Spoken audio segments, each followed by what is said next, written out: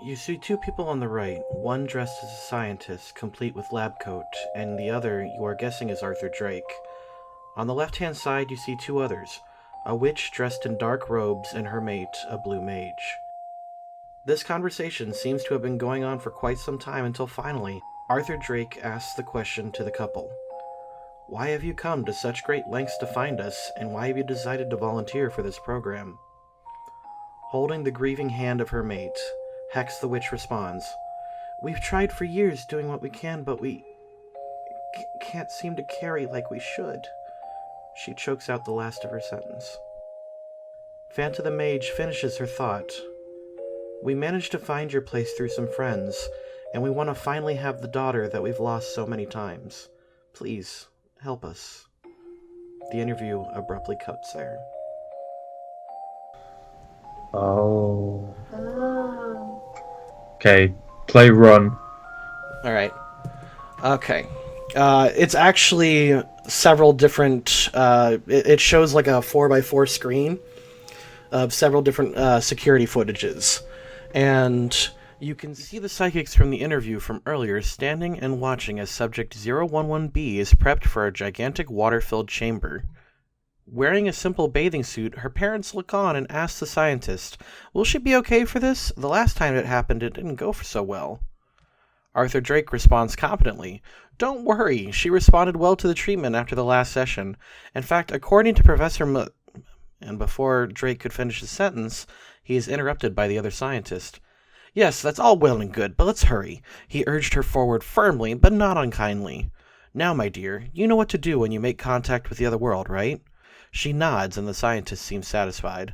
They climb up to the top of the chamber, as the Mewtwo nearby looks onward, and Hex says to the little girl, Remember, it's just like going for a swim. She gets a thumbs up as a response. After being fitted with some hardware, she is dipped into the deprivation chamber. And after some time, the monitors flicker to life, and another screen begins to display a large tower. Drake begins to question the vision, but the other scientist cuts him short. On screen is a great hall populated by hundreds of small green fairies you know as Celebi. They are in rapt discussion as suddenly their attention is drawn to the front of the hall. A lone Celebi, injured from fire and poison, limps into the hall. The creature approaches a great clockwork throne. Atop of it sits a mighty and timeless dragon. There is no audio being heard, but the dragon is disinterested in what its servant has to say. Angered, the Celebi dashes forward and strips a gear from the temporal tower. At that moment, time and space within the vision becomes distorted, as the screen is suddenly turned black, and all that can be heard is Crystal's psychic screams. A red alert is heard from the computer, and more physical screams follow, as the sound of ripping flesh is heard from the back of the room, as great roars fill the laboratory, and monsters pour in from another world. So there is a dimensional tear in here then. That's what you meant by wound. Mm-hmm. So how do we fix it if we even can? Anyone there? We would probably need a legendary Pokemon to help with this. I have Manaphy. Man, if you What can't would Manaphy do? shit this. Yeah, I'm not sure. And plus, even if we have a legendary, it should be someone that could deal with space and time and dimensions. Palkia, I guess. Or... And with that... So is that all there was? Yep. With that, Rotom goes back into his robot and stands up.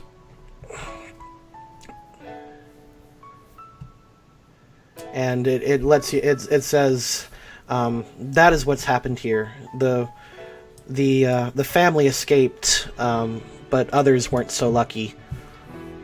The criminal with the sword took Dr. Drake. I just realized.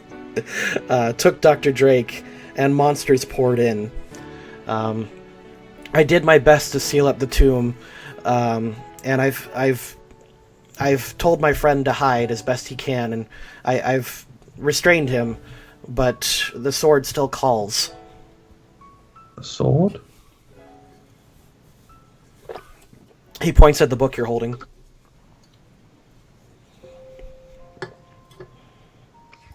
Oh, so that man's real? What man? From the book. Yeah, the man. Oh yeah, that's real. Yeah. What about the sword that you've got? Is that his sword? I think that sword's just just a regular sword, isn't it? Show him the sword. Yeah, show him the sword. Okay, I show him the sword. I show him Lucario's sword. He shakes his head. No, this one's ancient. Primordial, even. He plagues Dr. Drake.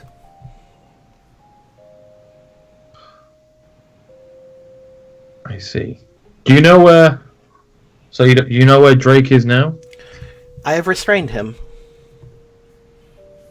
At his request. Where? I run up to him and go, where? He just shakes back and forth. I will not... No. Tell me where he is. Why do you need to see him? Lavi just sort of lowers his head a bit and he just goes, my name is Lavender Bloom. Bloom, however, was my mother's name. My father's name was Drake. Oh! Yes!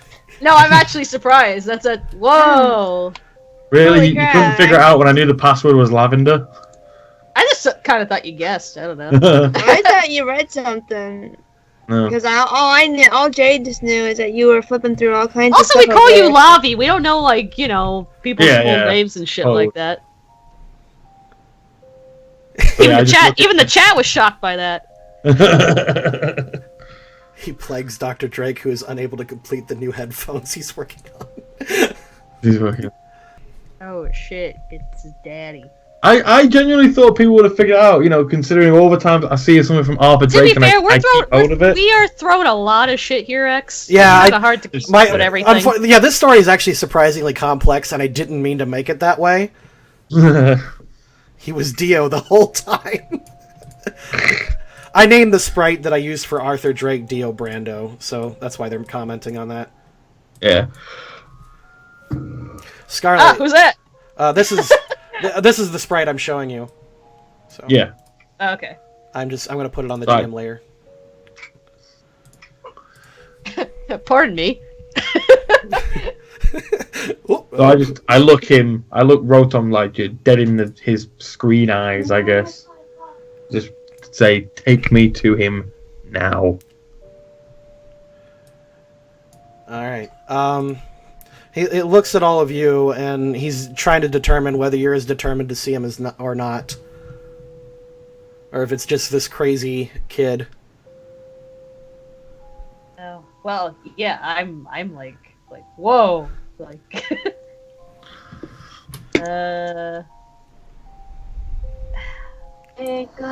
We could see him, but we probably shouldn't do anything, especially if he's restrained already.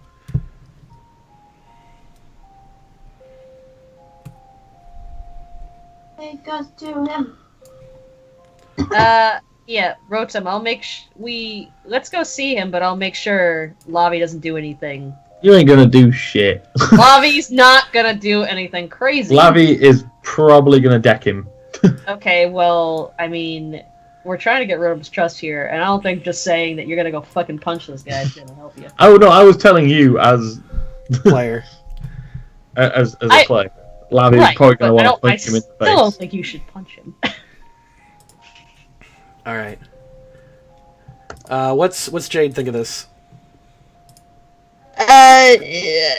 Wow. Okay, that's Yeah, certainly. We're all like stunned, and I'm a cop, and I didn't figure that Yeah. out. So that was actually a good twist. Okay, that's good to know. Yeah, I was really surprised. I genuinely didn't think people picked up on that. Huh. All right. There was so many things that were thrown at us. How can we No, I remember mean like your in name? the chat as well, like because obviously I understand how we can miss stuff, but the chat are really on top of this kind of stuff. So the fact that they didn't realize was Slomara realized right away. I think she was the only one with Drago. So, all right. With that, I think Dragon. Yeah. and I think I've been spoiling it for Drago for a while anyway, so I'm not certain if it was just super clever, but yeah. All right, so Rotom just kind of concedes and starts walking you to another part of the room, and unfortunately, I did not have time to make a unique room, so I'm going to reuse the Mewtwo room. Okay. Okay. Fair enough. Okay. It's very plausible. A lot of these rooms look the same. Oh, eat my. Call that room racist, if you will. More like, oh man, your game design is so terrible that all these rooms look the same. I worked really hard on this. Alright, where did I put Arthur Drake? Alright. Because it was Drake who we met at that thingy, wasn't it? At the back at that bar. Drake was the guy with the sword at the bar. Yeah, I know. That's why I chased him. The one I ran after with the Tauros too? Yep. Yeah, the one who was. Why didn't you say that was your dad? You didn't say it was your dad. No, I didn't have. No, well, I've been trying to. Lavi doesn't want to tell people about his dad who mass killed his family and everyone he loves. Alright. All subjects he likes to bring up. So, you walk into a room almost identical to the one Mewtwo was kept in, from the right, obviously, because continuity. And you can see a man chained and bound and covered in ancient symbols to the floor, and he's just kind of muttering to himself. Muttering to himself. I'm just gonna. I walk up to him slowly. And I'm just gonna stand there right next to him and just look. Yes. Is he like on his knees or? Yeah, on his knees. Up? On his knees. Kiss him.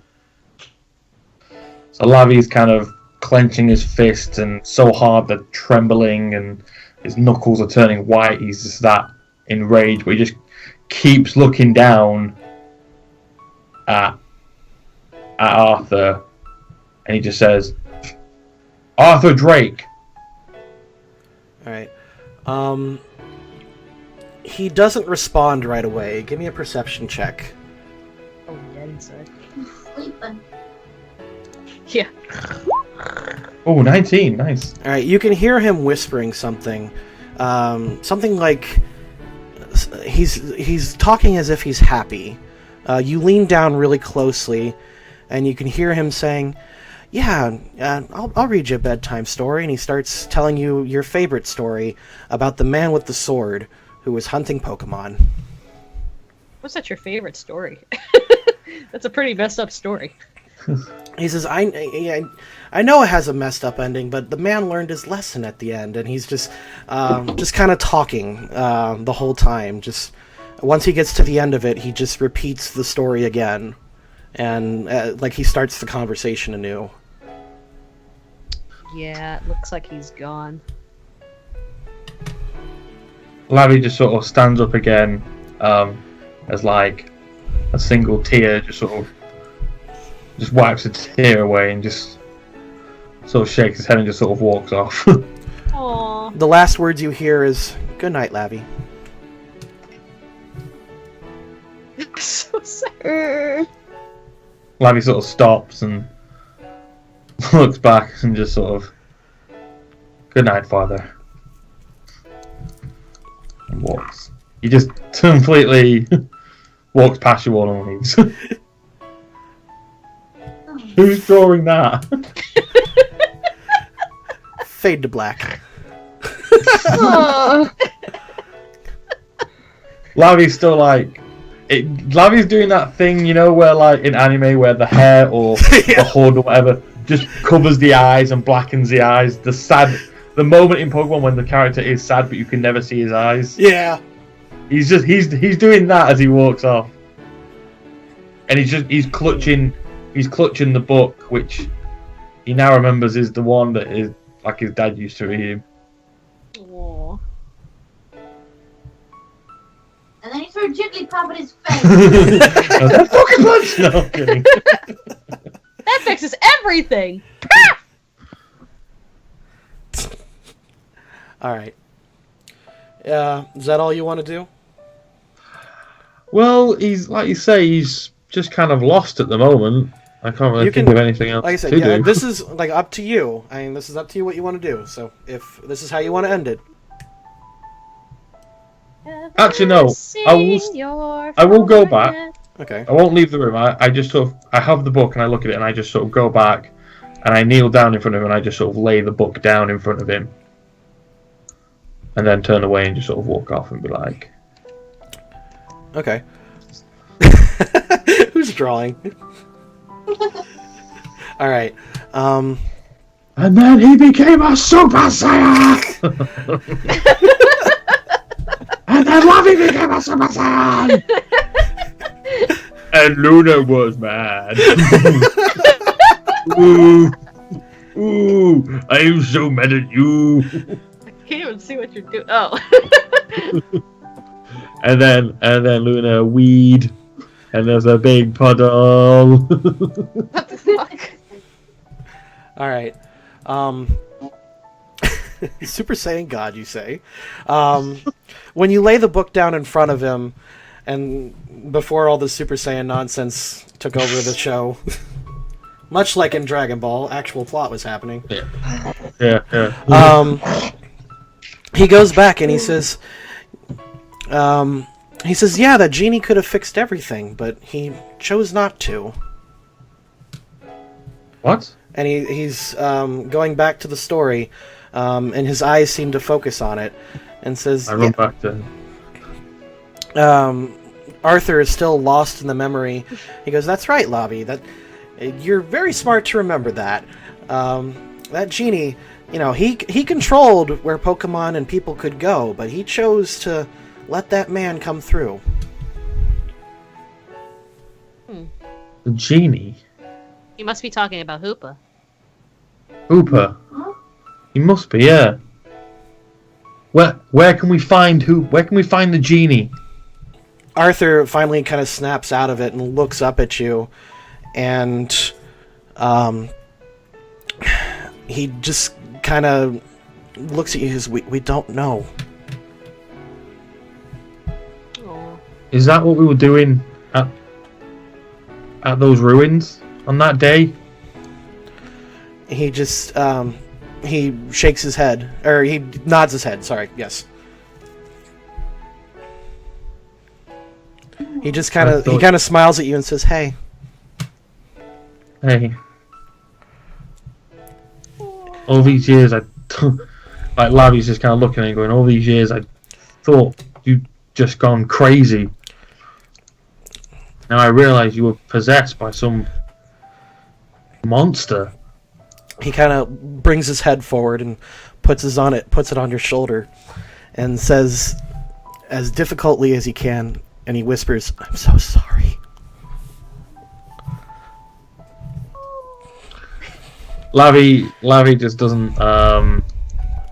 He can't really say anything. Like, he just sort of closes his eyes, and then he just lifts one hand and just places it on his dad's head. Just sort of gives him a sort of bit of a hug. He shifts his shoulders a little, but he's so chained down he can't return it, and tears are just hitting the floor. Oh, Reggie's tearing up. So Lavi kind of He whispers, "I'm so proud of you." I'll fix this, Dad. That's what Lavi said. He just whispers back to us, I'll fix this, Dad. Get that thing out of you and I'll get it for what it did to you and Mom. He says, "You do that."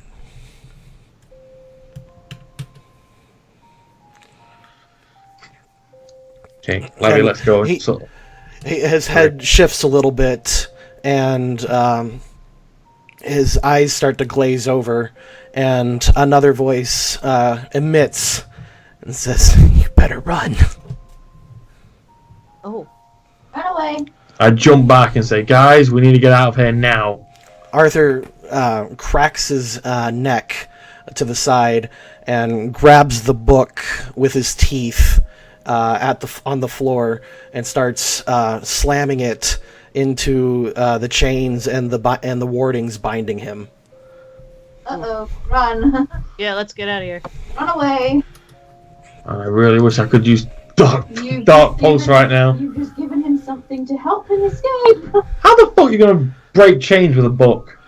Oh, the book gets torn in half as this is happening, but eventually, No, my childhood! one link comes apart, and that's all he needs, and he just stands up, tearing away the bonds that hold him.